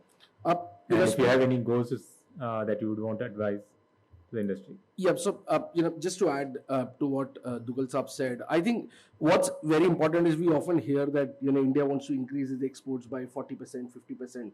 I think what really needs to happen is that the pie has to go up. Exactly. Essentially, if you look at Indian export, and if you I'm going to take a couple of minutes to explain this. If you actually look at Indian exports are essentially focused on the Indian diaspora. That's the first thing. And that is why our 70 to 80% of export is essentially flowing to likes of UAE or UK, where there is a significant amount of Indian diaspora. We are not focusing on the other side of the market, and that is why what is happening is that essentially our exports have been very, very limited. That's first point. Second, if you look at a lot of our Indian exports would essentially go to UAE or Singapore and then end up to other countries. And I asked some of my colleagues, who've been, kind of 25 years just looking at some of these markets. And one interesting point which they made is that for any kind of trade to flourish, you need to have air connectivity, especially on the gold trade, And many of these markets, what is happening is essentially Indian jewelry will go to UAE because you've got connecting flights to UAE, but you don't have connecting flights to parts of East Asia, you don't have connecting parts to Africa, and that is why most of these gold flows into Dubai or Singapore. So that is something also we need to look at. Now, then you look at, some of these countries like Thailand, Indonesia, Vietnam. What is it that they did right, and why did their export flourish? The point is, most of these countries invested on technology, and that is where we are kind of, really, I would say, lagging in terms of technology. In fact, our silver exports have zoomed, quite a lot because silver exporters essentially invested in technology. Look at Pandora. Pandora goes to Thailand, to source jewelry. Why has it not come to India, right? Because of technological issues. You look at Tommy, which is the big Malaysian brand, again goes to Vietnam, goes to Thailand to source jewelry, but doesn't come to India, whereas India has manpower, cheaper labor than what is there in Thailand. So essentially what we need to look at is we need to invest in designs, we need to invest in technology, and not just focus on the Indian diaspora. I would say focus on the technological side and you will be able to cater to the newer markets. Right now we are essentially just focusing on the Indian diaspora, and I think that is the missing link. Great. May I just add something? Yeah. I'm sorry. In addition to what they're saying about a brand and focus on the Indian market, I think a missing link over here is that currently the export policy does not permit you a B2C trade. It's only B2B. Therefore, I can only export the lot size that a bank permits me to export. And that is dependent on the lot size that the international gold supplier is willing to cut for him. So that would mean on a minimum of 1 kg, which could go up to maybe 5 kgs or 10 kgs, etc., is the lot size. The second thing also that you have to recognize and appreciate is the number of exporters. Till you don't increase the number of exporters from India, you're never going to really have a very vibrant or very large export market per se. You can only export from India, the cities that you can export from India is where there is a customs appraiser located. I think that's 18 or 21. So you basically done away with the rest of India, saying the rest of you guys can sort of cool your heels. Delhi, Bombay, etc. is only the points that you can make an export from. It always trickles back to what I've sort of been so vehemently sort of going on about, is that till your policies don't enable trade, you really, develop the best designs, make the best brand. You sitting in London could aspire to have this, but you can't have it. Which is, my point is this is bizarre. So I have a different view there. The view being B2C transaction, overseas B2C transaction is always debatable under the money laundering thing, and the US has been really big at it on the money laundering with the B2C jewelry transaction. So, and it will take quite a long time here to. If you want to purchase a ring, and if you walk into my store, just hold on. Allow me. If you wish to purchase a ring, and you wish to purchase the ring from my store, the value addition that you would be paying is anywhere in the range of 20 to 40% depending on the product. 20 to 40%. Your exports value addition is only 3%. All right. When we talk about money laundering, what we're saying also to you is that your payment that would happen in the internet would be either through a wire transfer from your bank or through a credit card, both of which are traceable. So where is the question of that? That's why the whole point. We'll not get to that. Okay. Because official laundering is the biggest risk. Actually. I just want to add a point to what Siraj has said. 80% of our export is going to the Indian diaspora. We have not been able to do meaningful exports to Europe, which is a quality conscious market. And of course, 9 carat and 14 carat is more of there. And we have the expertise and the manufacturing facilities. Like if you look at the vendors of Tanishq, there are around 40 factories in the country. Some of them are sitting here. They have world-class manufacturing facilities which can make any design, even traditional designs, any caratages. So we have the expertise and the facilities. Only thing is that we have not made much concerted effort to crack the European market, for which I need efforts like India joining the Vienna Convention is also very important, because Europe is a very quality conscious market. We have the efforts, we have the a few months we have been working on India joining the Vienna Convention. WGC is actively, along with CAE, just want to update that we are working on India joining the Vienna Convention. Maybe another 6 months to 1 month down the line, the country shall be joining the Vienna Convention. Then our exports, we shall be able to make good exports, considerable volumes to the quality conscious markets through the joining the Vienna Convention. Exports is a big link here. The reason is, if you look at from the government's perspective, what goes in, what comes out.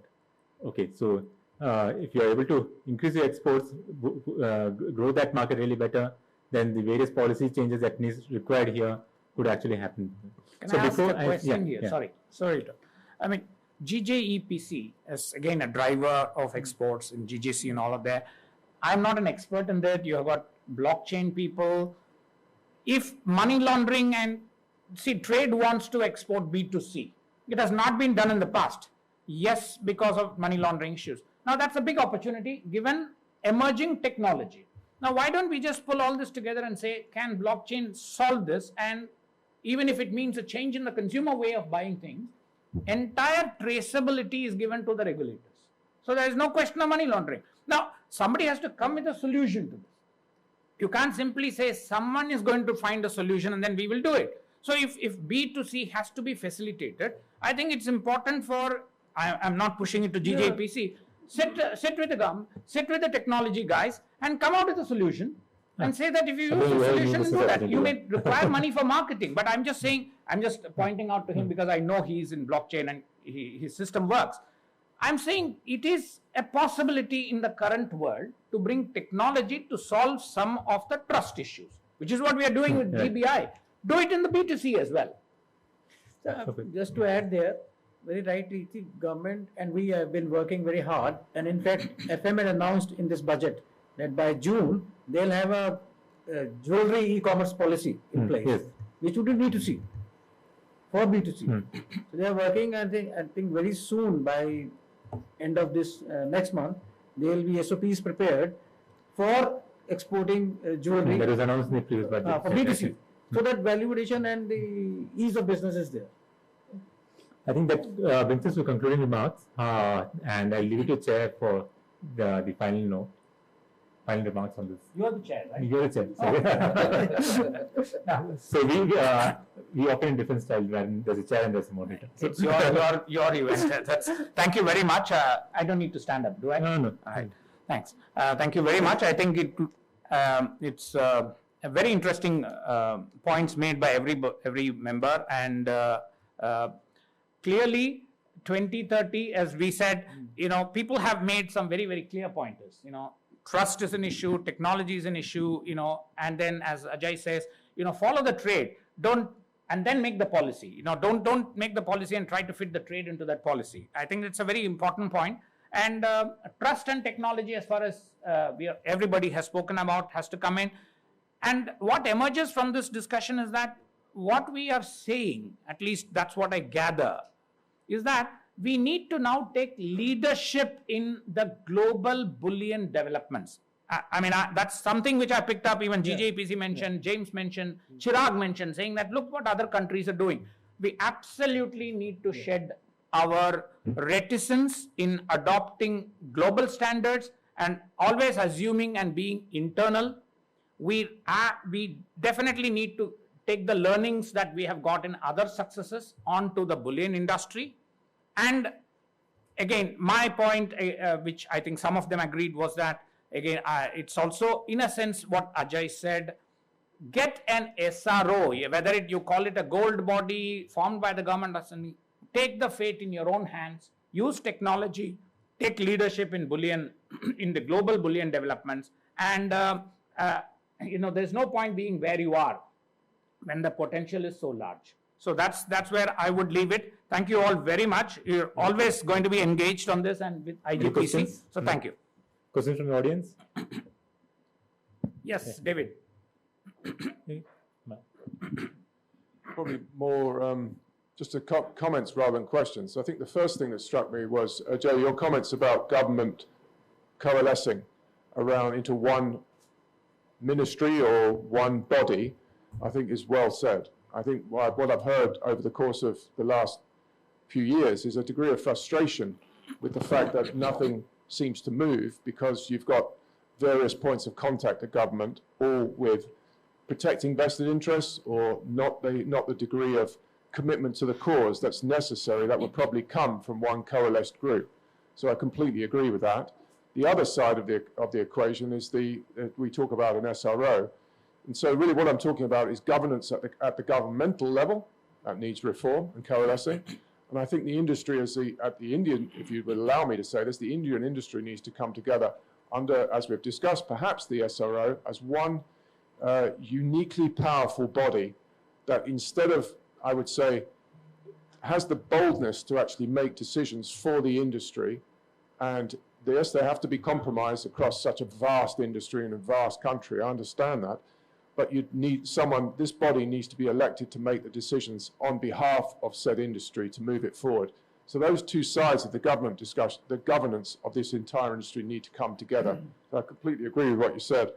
The other thing, I think the IOBX as being the only import place, the portal into this country, is a really necessary stage, because I think despite the amount we've commented about sustainability and sustainable sourcing, I think it's still underestimated how it's going to influence this, the future perception of gold throughout the globe. That's why we're focusing so much on this governance and provenance and integrity ledger, because everything will build from that. Because if you don't keep up to speed with that, you're going to be left behind on an international stage. So utterly critical.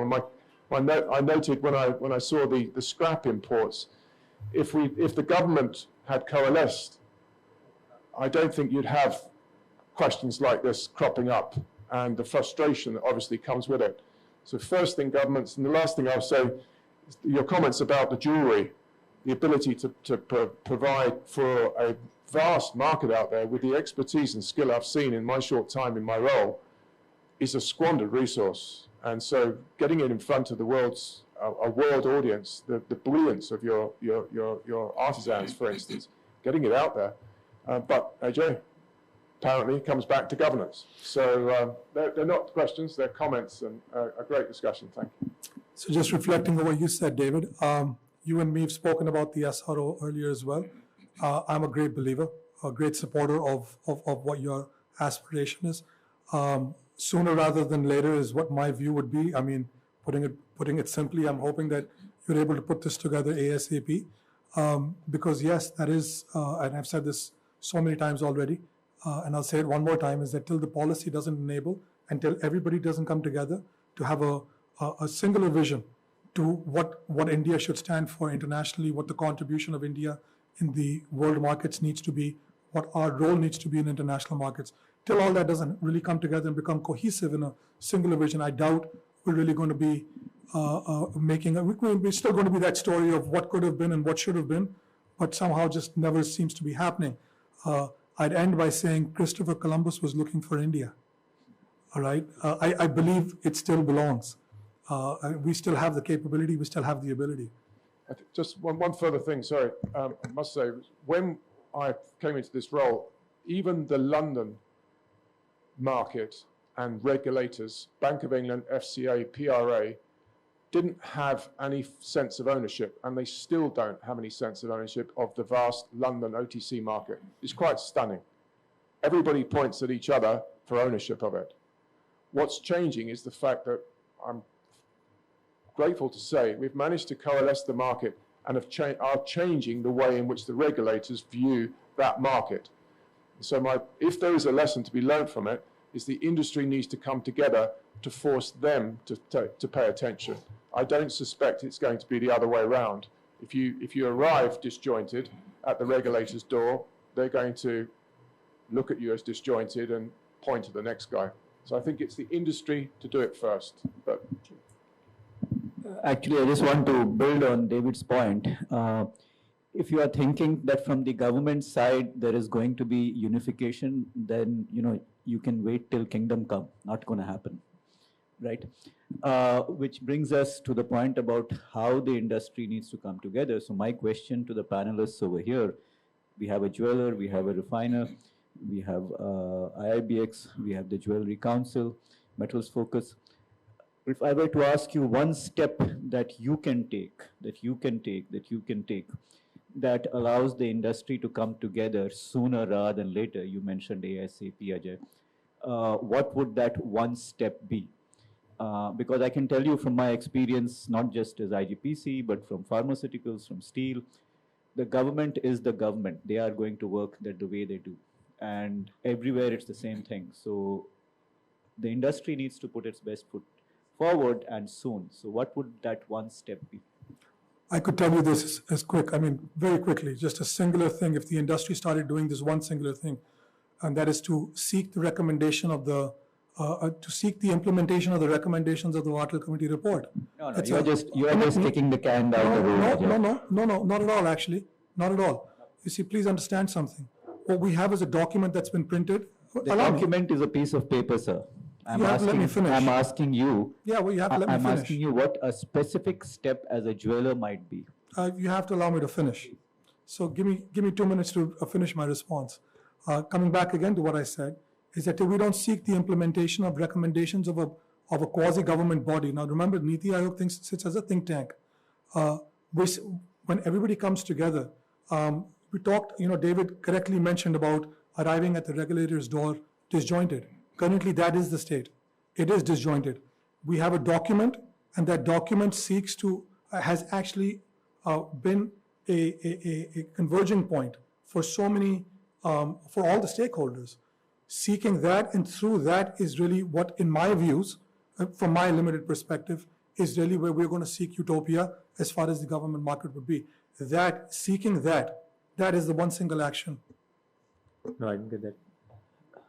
The other panelists, please. Well, I think my take would be that self-regulation and a code of conduct of the industry. They do that and they rise themselves.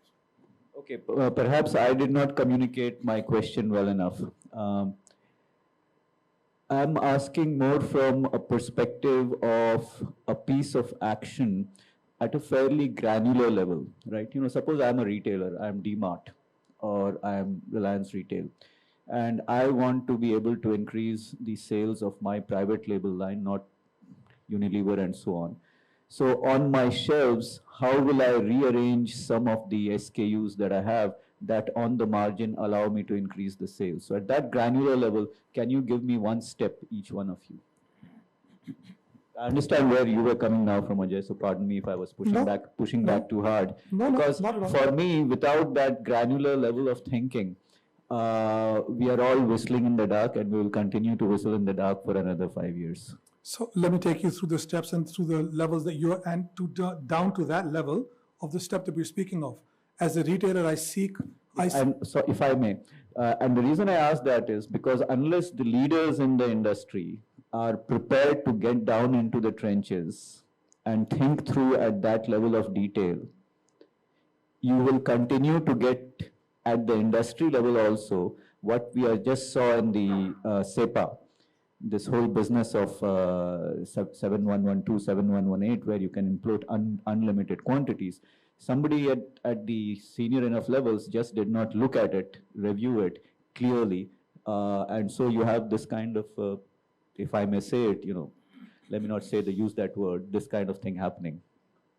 Yeah, and this isn't the first time it's happened. It's happened with Korea in the past and so on and so forth as well. But yes, point taken. But coming back to what you were seeking in terms of a response on a grassroots level, I would aspire to increase my marketplace. If my market increases, now let me give you a more tangible way of saying the same thing. I want a person that's traveling from New York to not buy jewelry, stop over in Dubai and buy jewelry, but to buy it from India. He goes to Dubai to buy jewelry, which is Indian jewelry, but he doesn't buy it from India. I hear you, Ajay, but that's an aspiration. No, that's not an aspiration. My point is that how does that aspiration turn into a reality? And what is the exact granular step that allows you? Thank you. So which takes me back to seeking the implementation of a report which somebody understands. Every time, and Arvind, what you have to understand is every time I've gone and spoken to any person in any ministry or in the Reserve Bank of India, what my limited understanding is, the officer sitting on the other side is not an expert. He doesn't understand the trade the way I understand the trade. He sits, and in his dilemma, amongst the other things that he's deciding is, while he certainly wants to put his best foot forward and formulate the right policy that is enabling, what he also needs to understand, what he always factors in his mind is, I'm dealing with gold, and there's a fear around gold, like it, not like it. People view me as a quasi-smuggler. I'm a jeweler. CVC plays a large role because I'm doing something with gold. I don't want my career to be. So what is the easier way of making those decisions? To give you a document saying, listen, here is a quasi-government document, implement it. Through this, I will get the relief that I'm seeking. So that's why. Let me go to the refiner, James. I'm sorry, I'm putting all of you guys on a spot here. Go ahead. See, the retail jewelry segment is the front end of the trade.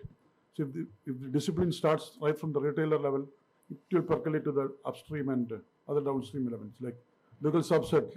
When big corporate jewelers are advertising about jewelry being sold without making charges, intelligent people will definitely suspect the intentions. So the discipline has to start from the front end of the trade, front end of the gold industry, the retailers, with a self-discipline, or like what Som was saying, a code of conduct. You know, as an outsider, you know, I look at two things which the industry really needs to do is, one is probably adopt technology, and that's where the association's role come in play, you know, because today what is happening is that a lot of smaller jeweler tell us that, you know, we do not have that kind of money, or we do not have that kind of understanding. And I think here the role of the associations become very important. The associations could tie up with the likes of TCS of the world, larger organizations, and then, you know, bring this technology to the grassroots level. That would also help in bringing transparency, and I think these are the two most important things that I would look at. I think what Mr. Mehra meant by the implementation of the Wattle Committee report was that I think what the jewelers are also looking at is the ease of doing business. All these things will, you know, fall in place and fall in line if there is a ease of doing business for the jeweler. I mean, it covers mining, refining. Yes. I mean, that's way beyond the scope of just a jeweler. But can I just add a point? Oh, yes, yeah, running short of time. So just very quickly, two people have talked about jewelers selling something on a discount. We've had Flipkart selling stuff on an 80% discount to increase valuation. I don't agree with people that are selling something in a particular way, but my limited perspective is, it's his stuff. He can do with it what he thinks correct. If he's selling the right thing and he's selling it at a loss, God bless him. Let him do whatever he's doing. He should know better. Like I said, Flipkart sold it at 80% discount to get a couple of $1 billion as valuation, which is a been fact. happening only after 2012 when the duties increased. So be it. So But we know there is. But Mr. Mehra, not a 500 rupee note at 490 rupees. I've just been asked to give my one, just my one, if you don't mind.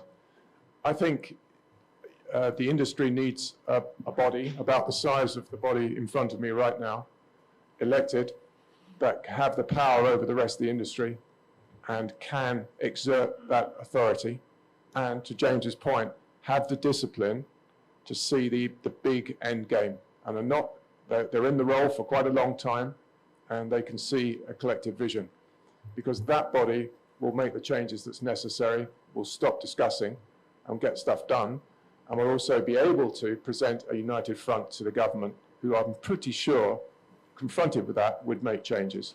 Not guarantee, it's not my government, but that's what we've had to do in London to make the authorities take note. It's come together with a powerful elected body that can do stuff. Right. I'd hold a candle to that. That would be great. Thank you. So that brings end to the session, and thank you. Thank you. Thank you.